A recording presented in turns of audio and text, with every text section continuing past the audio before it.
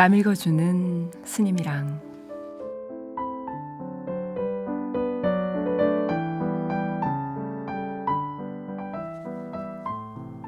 오늘 우리가 함께 읽을 책은요, 보살핌의 경제학입니다.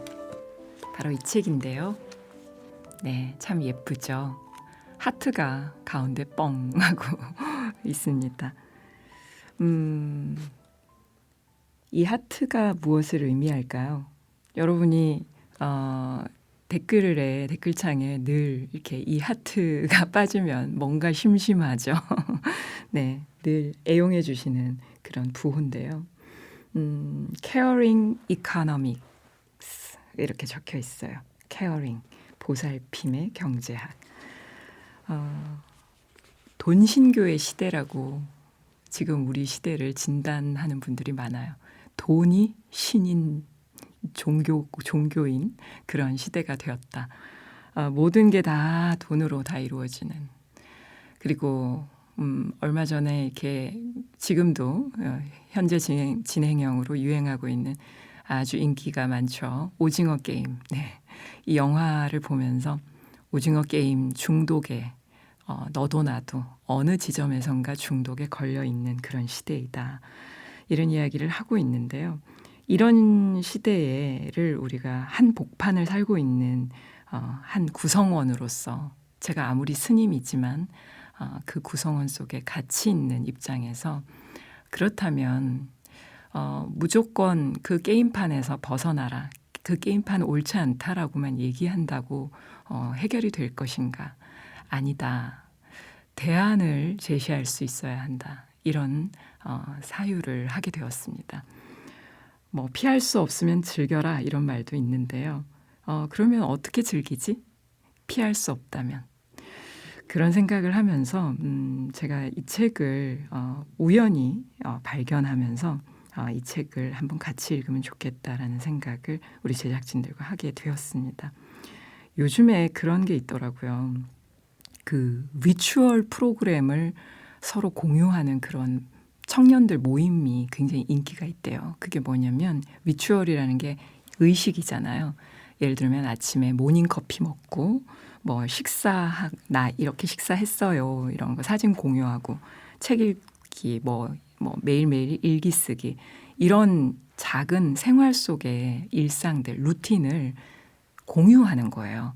그래서 혼자는 습관을 하루아침에 바꾸기 굉장히 어려운데 함께하면 훨씬 든든하게 바꿀 수 있는 또 설서 바뀌지 않더라도 서로 힘이 되는 도반들을 만나는 그런 힘이 있죠.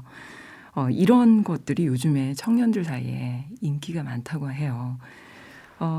그래서 저는 그런 생각이 들었습니다. 이것이 그동안 뭔가 바깥으로 성장만 하고 막 달려만 가던 시대에서 이제는 좀 보살피고 돌아오고 돌아보고 비추어보는 그런 시대로 바뀌어가고 있는 것이 아닌가.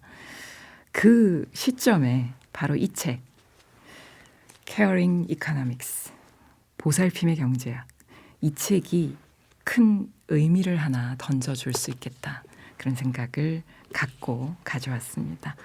이 책은요, 지금과 똑같은 자본주의 경제 시스템 안에서 과연 이타주의와 자비라는 덕성이 펼쳐질 수 있을까라는 질문을 던지면서 2010년에 스위스 취리히에서 열린 마인드 라이프 컨퍼런스에 많은 학자들의 발표와 토론을 내용으로 엮어진 책입니다.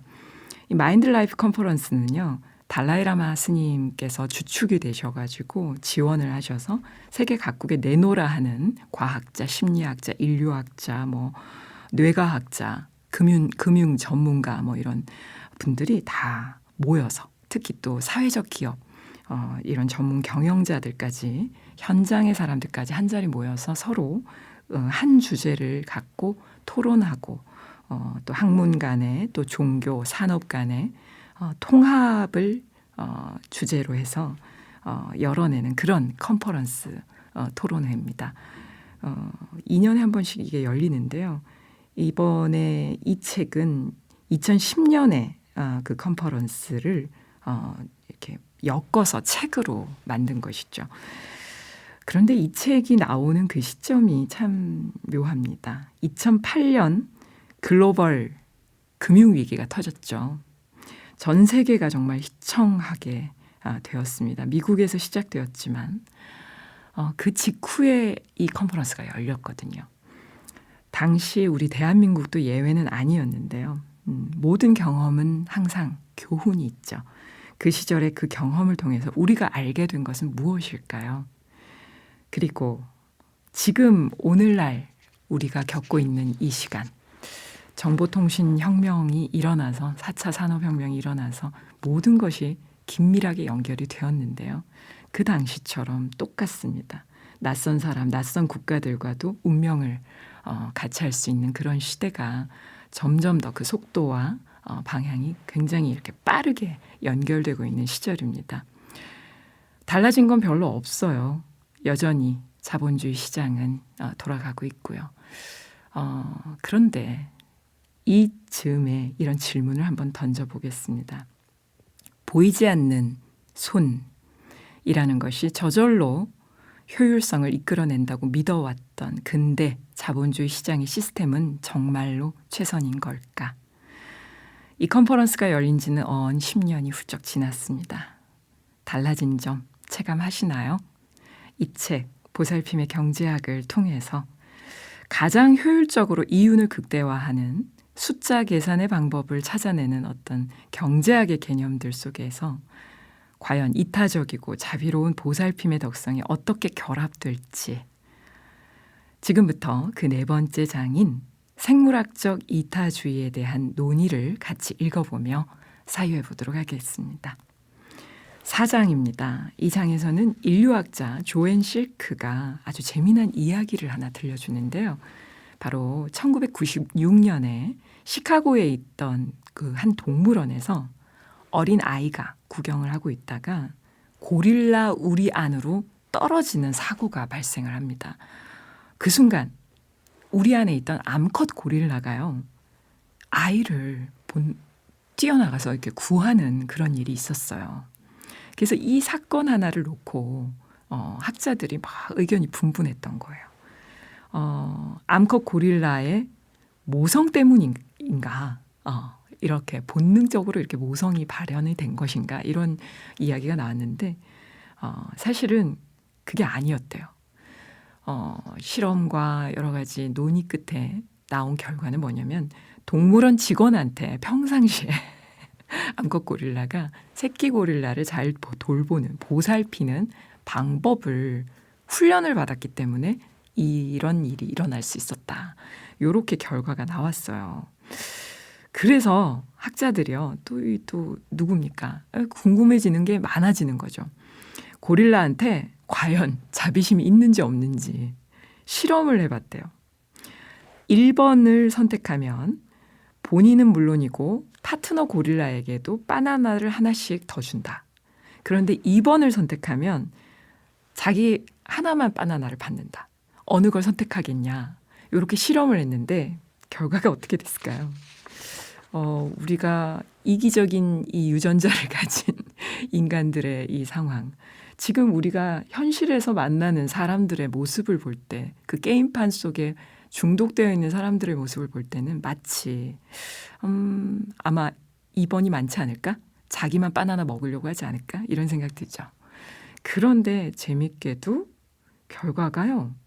두 가지를 동등한 비율로 선택했대요. 고릴라들이. 참 이상하죠. 그리고 침팬지와 인간은 어떻게 다를까? 고릴라들은 이러했는데 침팬지, 고릴라 이런 아이들과 우리 인간은 어떻게 다를까를 또 실험을 했어요. 어린 아이들과 실험을 했는데요. 대략 4세, 4살 무렵이 되면 아이들은 이제 인지 능력이 생기잖아요. 함께 먹을 수 있는 둘 다 바나나를 먹을 수 있는 1번을 즉 사회학적 선택을 하는 경향이 더 높았다고 해요. 이게 어떤 의미일까요? 고릴라는 동등한 비율이었는데 어린아이, 4살 이상이 된 어린아이부터는 인간은 같이 먹기를 바란다는 거예요. 참 재밌죠? 컨퍼런스에 참여한 수많은 학자들은 스님께 이런 질문을 드렸어요. 달라이라마 스님께. 스님, 그렇다면 이 자비심이라는 것은 지능과 관계가 있을까요? 달스님은 어떻게 대답하셨을까요?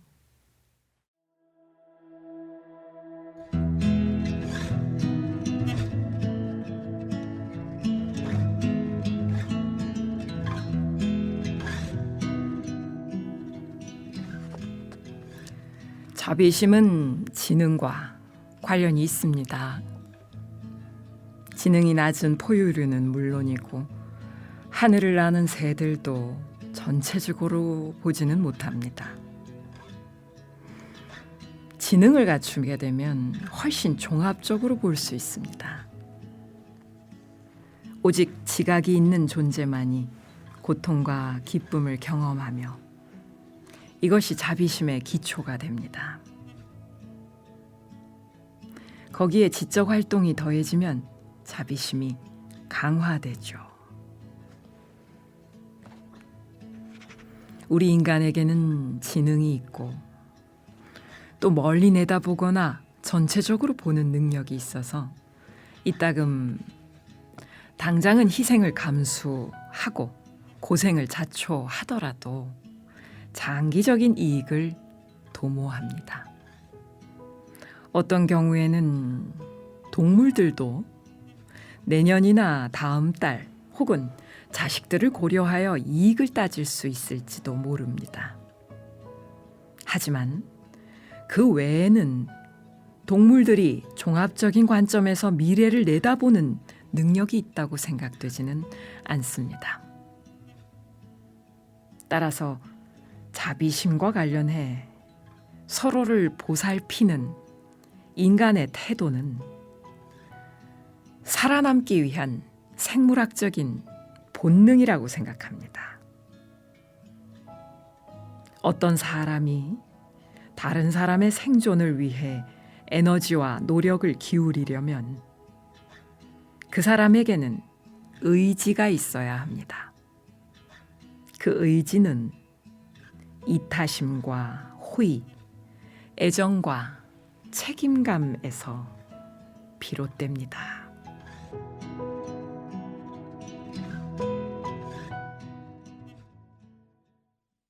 네. 어떻게 들으셨나요? 자비심이 지능과 관련이 있다고 하셨어요. 달라이라마 스님께서. 우리가 어떤 일을 행할 때 머리만이 아니라 가슴이 열려야 되고요. 그리고 손발이 같이 움직여야 되죠. 그런데 뭔가 따로 노는 느낌, 그 분리감 때문에 많은 사람들이 고통받고 또 이상과 현실이 이렇게 이어지지 못하는 것에서 괴리감을 많이 느끼고 삽니다. 이 보살핌의 경제학이라는 이 책 제목에서 보듯이 이곳에서도 머리와 가슴이 서로 만난 느낌, 그리고 그것이 손발로 실천으로 이어지는 여러 가지 방법들을 학자들과 스님께서 찾아보신 것이죠. 한번 들여다볼까요? 이렇게 4장에서 자비심과 지능이 분명히 관련이 있다는 얘기를 했습니다. 그래서 사실 인간이 다른 동물들이 일으키는 그 마음하고는 전혀 다른 차원에서 이 자비심의 문제를 대하고 있다는 사실입니다. 이번에는요, 인간의 이타적인 본능을 경제학으로 증명하는 이야기를 한번 해볼 텐데요.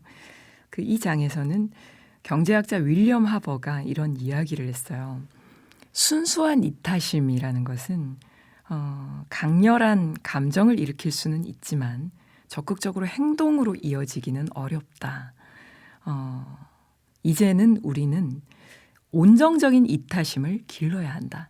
이게 순수한 이타심 만으로 되는 것이 아니라 온정적 이타심을 길러야 한다. 이건 뭐냐면 다른 누군가가 아니라 바로 내가, 딴 사람이 아니라 내가 어려운 사람을 도왔다라는 거, 그런 일을 하고 난 다음에 남겨지는 그 기분 좋은 느낌이 있죠. 여러분 이렇게 봉사 같은 걸 해보시면은 아마 느끼실 거예요. 봉사를 하면 대부분 봉사 오래 하신 분들 여쭤보면요. 어떠세요? 라고 하면은 아유 어떻게 이 어려운 환경에서 이렇게 봉사를 꾸준히 하셨습니까? 하면은 다 공통적으로 뭐라 그러시냐면 제가 봉사를 해서 그분들이만 행복한 게 아니라 제가 행복했습니다라는 얘기를 하시거든요. 바로 이 느낌이에요. 온정적 이타심이라고 표현을 했는데 윌리엄 하버는 이 기분 좋은 느낌은 조금 이렇게 어떤 효과를 바라고 하는 것도 있잖아요. 아, 이렇게 좋은 일이 있어. 이런 좋은 효과가 있으니까 더 해봐야지. 이 좋은 일을 더 해야지. 이것이 조금 순수하지 않게 느껴질 수는 있겠지만 기부를 장려하는데 사회적으로, 대사회적으로, 제도적으로 기부를 장려하는 데는 훨씬 더 효과적이다. 이게 경제적이란 얘기죠. 여기에 미시 경제학자인 에른스트 페르가 가만히 듣고 있다가 이렇게 대답을 해요. 다른 사람이 이타적으로 행동할 것이라는 믿음이 있을 때 우리는 더 이타적으로 행동한다. 그러니까 혼자가 아니고요. 내가 이렇게 행동했을 때 저 사람들도 그래. 거의 모든 사람들은 기본적으로 선한 바탕을 갖고 태어났기 때문에 분명히 이렇게 선한 방향으로 이타적인 방법으로 선택을 할 거야 라고 믿는 마음, 그 믿음이 나도 그렇게 해야지 라고 행동으로 옮기는데 힘이 된다는 겁니다. 에른스트 페르는 그런 얘기를 했어요. 인류의 미래를 위해서 반드시 지켜야 할 공공재들이 있죠. 네. 아무리 세상이 벅수를 넘어도 우리가 지켜가야 할 가치들이 있는데요. 덕성들이 있는데 그런 공공재를 이야기하면서 사람들이 이기적으로 행동을 할 때 결국에는 공공재 부족에 시달리게 될 수밖에 없다. 이럴 때 우리는 이타심이 필요하다. 그리고 한 가지 실험을 하는데요. 참가자들한테 10번에 걸쳐서 공공재에 기부를 할 수 있는데 기부를 할 때마다 다른 사람이 얼마나 기부를 했는지 나도 알 수 있는, 확인할 수 있는 경우와 전혀 딴 사람이 얼마를 기부했는지 모르게 확인할 수 없는 경우, 두 가지 경우가 이제 경우를 주고 과연 이것이 이 사람이 기부를 할 것인가 말 것인가 선택을 하는데 어떤 영향을 미칠까? 요거를 실험을 했어요. 이 실험에서 딴 사람이 기부를 했는지 얼마 했는지 돈을 얼마 기부했는지 내가 알 수 없을 때는 10단계로 가는 도중에 기부가 크게 확 줄었대요. 그런데 참 희한하게 안 되겠다. 중간에 그러면 딴 사람도 얼마 했는지 알 수 있게끔 확인을 시켰더니 공공재에 대한 기부가 빠르게 증가를 했다고 합니다. 마지막에는요. 기부율이 거의 100%에 가깝게 다 이렇게 다가가는 그런 실험 결과가 나왔습니다. 어떻게 생각하세요? 이 실험 결과. 제가 초반에 그런 얘기를 했죠. 혼자 하는 것은 습관을 바꾸는데 굉장히 그 이기적인 욕망으로 치닫는 습관을 바꾸는데 힘이 별로 없다.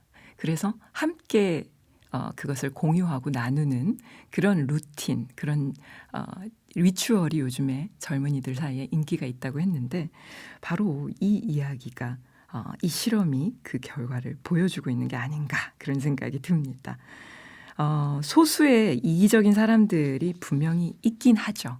그런데 그들이 대다수의 이타적인 협력을 방해할 때 우리가 우리 사회에서 이렇게 정말 필요로 하는 것은 개개인에게만 이것을 맡기는 것이 아니고 더 많은 사람들이 이타적인 방법을 선택할 수 있도록 보다 합리적인 어떤 사회 규범, 제도를 만들어주고 조금 더 제대로 된 교육을 하고 그래서 조금이라도 한 사람 한 사람들이 행동 기회를 이타적인 방법으로 행동할 수 있는 기회를 많이 제공하는 그런 사회로 나아간다면 더 많은 이들이 공공재를 지켜가면서 같이 나아갈 수 있지 않겠냐 이런 이야기를 하고 있습니다. 자, 그러면요 3부로 한번 넘어가 볼게요. 이 책에서 미래 자본으로서 이타심이라는 제목으로 여러분과 함께 읽어볼 텐데요. 소제목만 봐도 감이 조금 옵니다. 통합적인 경영과 이윤 추구의 관계, 그리고 13달러의 소액 금융이 일으킨 기적. 이것은 이제 그런 것이죠. 코로나가 터지면서 더더욱 양극화가 심해졌는데요. 기회의 평등을 주었을 때 그런 제도를 만들었을 때 어떤 현상이 일어나는지를 이야기하고 있는 거예요. 그리고 맨발의 대학, 지혜를 키우는 교육 이런 식으로 이렇게 소제목이 이루어져 있는데 사실 코로나 터지면서 학교의 역할, 소중한 역할들 중에 공동체 정신을 연습할 수 있는 아이들이 그런 기회가 확 줄어버렸죠. 그럴 때 이런 구멍이 군데군데 숭숭 나 있는 우리 사회를 살면서 우리 저자가 이 책을 통해서 무엇을 우리에게 전달하고 싶어 하는지, 오늘 이 3부의 책의 내용은 미래 세대 우리 청년들이 좀 많이 들어보면 좋지 않을까 그런 생각을 하면서 읽도록 하겠습니다. 달라이라마 스님께서요. 미래 세대에 필요한 리더들의 필수 조건, 바로 자비의 리더십을 이야기하고 계십니다. 함께 한번 읽어볼까요?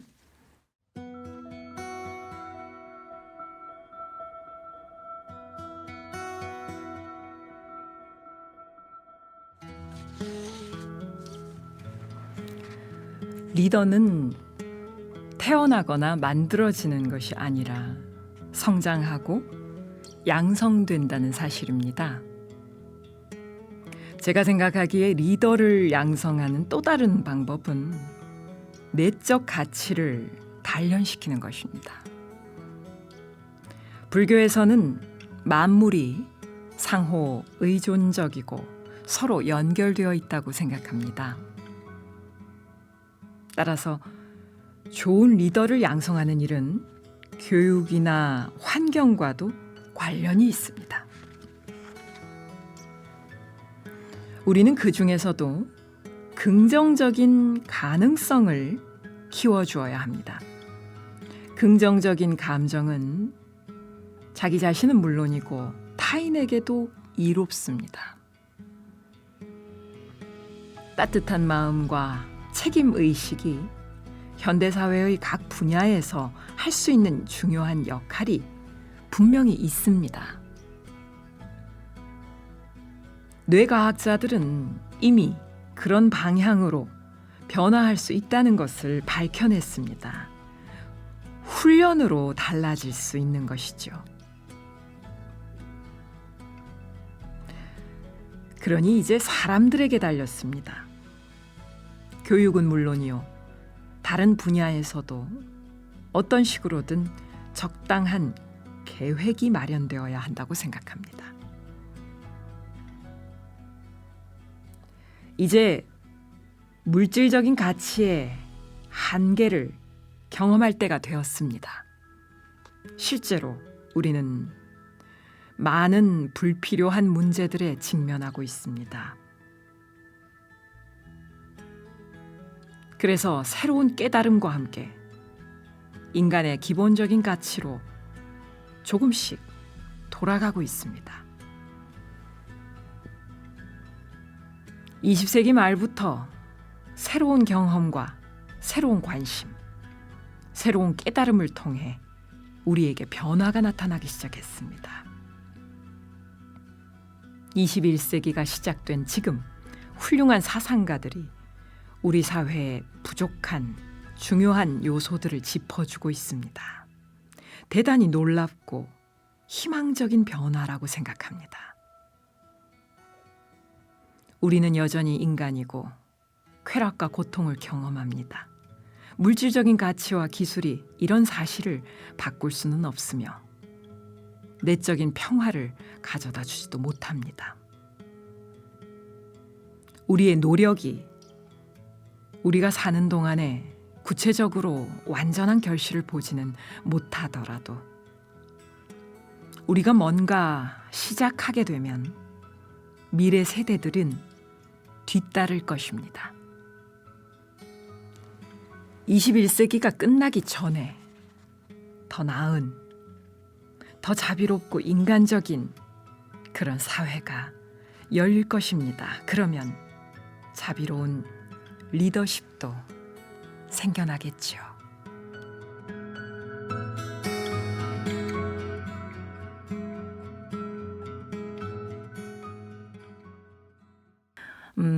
자비로운 리더십에 대한 이야기를 달라이라마 스님께서 해주셨어요. 리더란 태어나거나 만들어지는 게 아니고 성장하고 양성된다. 내적인 가치를 단련시키는 것, 좋은 리더를 양성하는 교육이나 환경을 만들어주는 것, 굉장히 중요하다는 말씀하셨어요. 이 노래처럼 아이유와 김창완 전혀 다른 세대잖아요. 근데 같이 모여서 결합해서 새로운 통합을 이루어서 아름다운 노래를 리메이크를 했습니다. 저는 그런 생각이 들었어요. 이 책을 전체적으로 읽으면서 우리 시대가 흘러가는 흐름이 보였어요. 제가 이 책을 가져온 이유이기도 하죠. 우리 부모님 세대라고 하죠. 제가 이제 연배가 그렇다 보니까 우리 영화 국제시장에 등장하는 60, 70대 그 시절을 살았던 어르신들 새마을 운동하고 막 그때는 으쌰으쌰해서 뭔가 성장하고 자기 개발을 해야 되고 그런 시대였어요. 그런데 그 시대에 주고받았던 담론 그리고 그 시대에 필요했던 경제 시스템이 지금 시대에 이렇게 그대로 액면 그대로 적용되기는 참 어렵겠구나라는 생각이 들었어요. 점점 이제 흐름이 바뀝니다. 어느 순간부터 왜 나라를 위해서 희생해야 되고 충성해야 되고 이렇게만 해야 되냐. 나도 좀 돌보자. 이러면서 뭐 이런 책이 유행하기 시작했죠. 요즘에 하마터면 열심히 살 뻔했다. 뭐 이런 책이 베스트셀러가 되고 그리고 뭐 내가 소중하지 않으면 세상도 소중하지 않다. 그래서 자기를 돌보는 시대, 자기 돌봄의 시대, 나를 치유하자 이런 시대로 이제 흘러왔죠. 그런데 여기서 플러스 하나 더 붙었습니다. 자기 관리의 시대, 보살핌의 시대로 바뀌었다는 거죠. 이 흐름을 잘 보아야 될 것 같아요. 나 혼자만 행복하면 뭐하냐. 그리고 너의 그 공격에서 방어를 해서 나를 치유하고 나를 보살피는 거. 이 정도 수준으로는 세상을 보다 아름답게 변화시키기가 어렵다. 우리가 함께 이롭고 함께 보살피고 함께 치유되는 그런 방식은 없을까. 그것을 위해서 가장 필요한 시작점은 자기 관리에서 시작된다는 겁니다. 그것은 다른 표현으로 바꾼다면 오늘 동안거 결제이기도 한데요. 수행이 필요하다는 얘기입니다. 내적 단련이라는 것이 내적 가치를 단련한다라고 달라이라마 스님은 말씀을 하셨는데 그런 제도와 교육이 필요하다. 이게 바로 불교적인 리더이죠.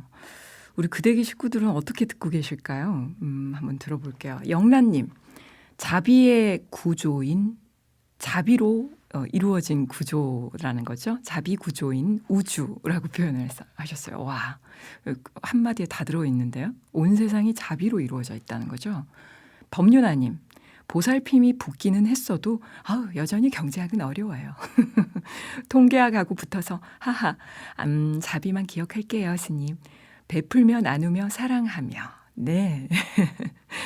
쉬워요, 법륜아님. 이 자비, 보살핌, 보살의 리더십이 붙었을 때 훨씬 경제적 효과가 창출되더라라는 걸 실험으로 밝힌 거예요, 이 책이. 장국하님, 가끔 NGO에 기부할 때가 있어요.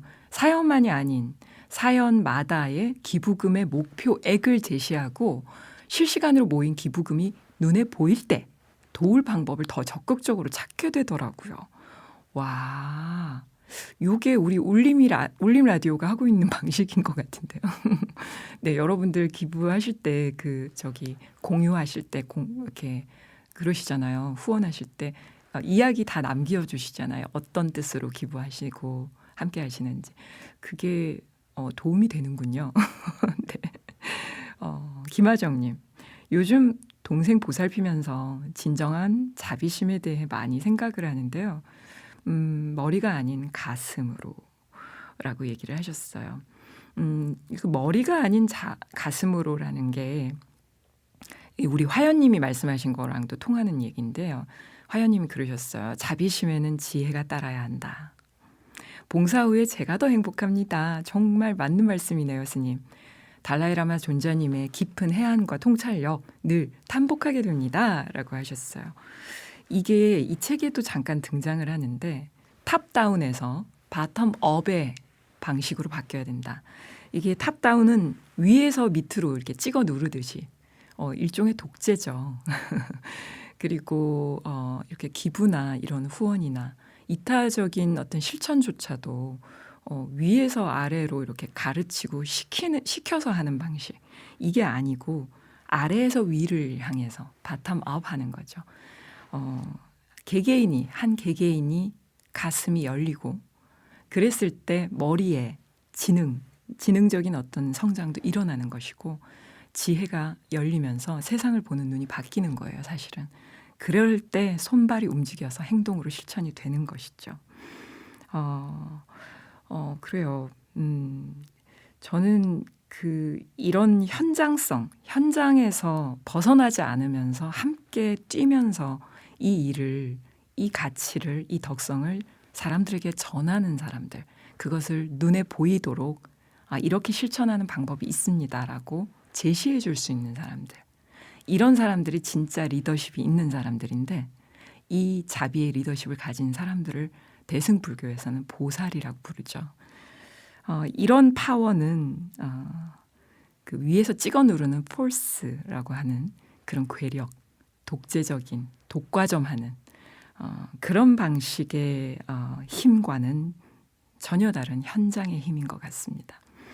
보살들이 좀 더 많이 나타나서 위에서 아래를 개혁하는 그런 피라미드식이 아니라 그런 설득력 없는 방식이 아니라 아래에서 위로 우리가 함께 우리 살고 있는 사회를 조금씩 변화시키고 너도 나도 중독되어 있는 게임판에서 벗어났을 때 대안으로 무엇을 선택하면 될지를 제시할 수 있는 서로가 서로에게 거울로 비춰주는 그런 보살이 되는 그런 시절을 꿈꾸면서 오늘 이 책을 읽어드렸습니다.